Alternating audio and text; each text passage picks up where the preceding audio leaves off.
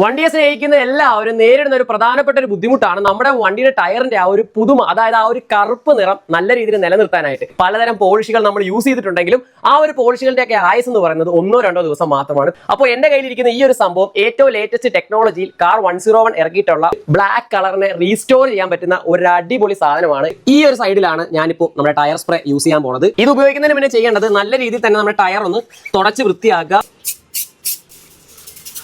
ഒരു micro fibre cotton വെച്ചിട്ട് excess ആയിരിക്കുന്നതൊക്കെ ഇതേപോലെ ഒന്ന് തൂത്ത് ഇങ്ങനെ ഒന്ന് ജസ്റ്റ് ഒന്ന് തൂത്തെടുക്കുക. ഇത് കണ്ടോ, ഇവിടെ നല്ല അടിപൊളി തിളക്കം. നമ്മൾ ആ ഒരു പുത്തൻ ടയർ ഇടുമ്പോൾ ആ ഒരു തിളക്കമുണ്ടല്ലോ, ആ തിളക്കം അതേപോലെ തന്നെ വന്നിരിക്കുകയാണ്.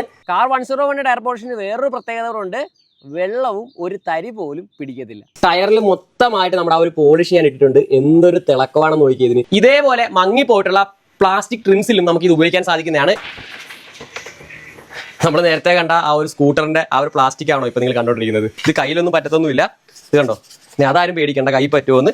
അപ്പോൾ ഈ ടയർ പോളിഷ് വാങ്ങി വെറുതെ പൈസ കളയണ്ട. കാർ 101 ടയർ ആൻഡ് ട്രിം റീസ്റ്റോറർ മേടിച്ച് കഴിഞ്ഞാൽ ടയറിലും ഉപയോഗിക്കാം, അതേപോലെ മങ്ങിപ്പോയ പ്ലാസ്റ്റിക് ഫൈബർ പാർട്സിലും ഇത് ഉപയോഗിക്കാൻ സാധിക്കും. അപ്പോൾ ഇത് ആമസോണിൽ അവൈലബിൾ ആണ്, കാർ 101 ഒഫീഷ്യൽ വെബ്സൈറ്റിൽ അവൈലബിൾ ആണ്. അപ്പോൾ വീഡിയോ ഉപകാരപ്രദമായെങ്കിൽ ലൈക്ക് ചെയ്യാനും ഷെയർ ചെയ്യാനും മറക്കണ്ട. അടുത്തൊരു നല്ല വീഡിയോ ആയിട്ട് കാണാം. ബൈ.